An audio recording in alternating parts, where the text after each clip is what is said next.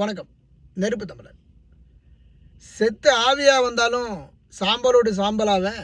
ஆனால் இந்த அதிமுக திமுகவோட கூட்டணி என்பது கிடையாது அப்படின்னு நம்ம அண்ணன் சீமான் அவர்கள் சொல்லி வச்சிருக்கிறாரு.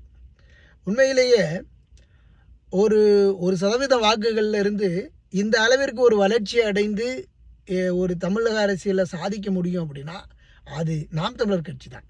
இப்போ நாம் தமிழர் கட்சியினுடைய இந்த வருகையெல்லாம் பார்த்து அவர்களினுடைய இன்றைக்கு இந்த புரட்சிகரமான வளர்ச்சி, இந்த வெற்றியை எல்லாம் கண்டு தான் தமிழக வெற்றி கழகம் விஜயை களத்தில் இறங்கினார். அதுதான் நிதர்சனமான ஒரு உண்மை.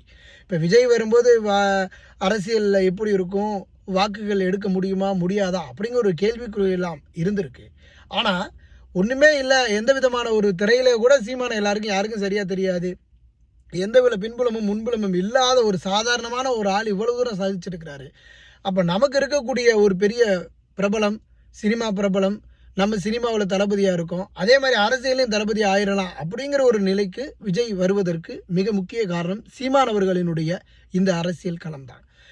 அதனால் அதாவது பேய்க்கு பயந்து பிசாசுக்கிட்ட போய் ஒன்றுன கதை அப்படிங்கிற ஒரு அண்ணனுடைய நிலைப்பாடு. இப்போ பேய் அதிமுகனா பிசாசு திமுக, இல்லை பிசாசு திமுகனா பேய்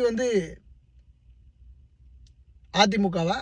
இப்படி அண்ணன் இந்த கருத்துக்கெல்லாம் வெளியிட்டது உண்மையிலேயே மென்மேலும் தன்னுடைய அரசியலினுடைய அந்த அவருடைய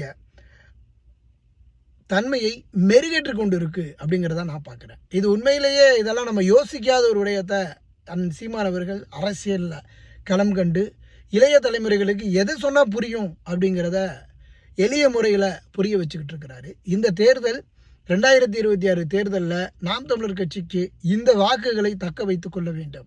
இதற்கு மேலே போகலை அப்படிங்கிறது இல்லைனாலும் இந்த வாக்குகளை நாம் 8.2% வாக்குகளை நாம் அடுத்த கட்டத்திற்கும் தக்க வைத்து விட்டால் நிச்சயமாக அடுத்து வருகின்ற தேர்தலில் நாம் தமிழர் கட்சி அடுத்த கட்டத்திற்கு மிகப்பெரிய அசுர வளர்ச்சி அடையக்கூடிய நிலையும் இருக்குது. அதனால் இந்த இடம் நாம் தமிழர் கட்சிக்கு மிகவும் முக்கியமான ஒரு ஒன்று தான் அப்படிங்கிறது தான் நிதர்சனமான உண்மைதான்.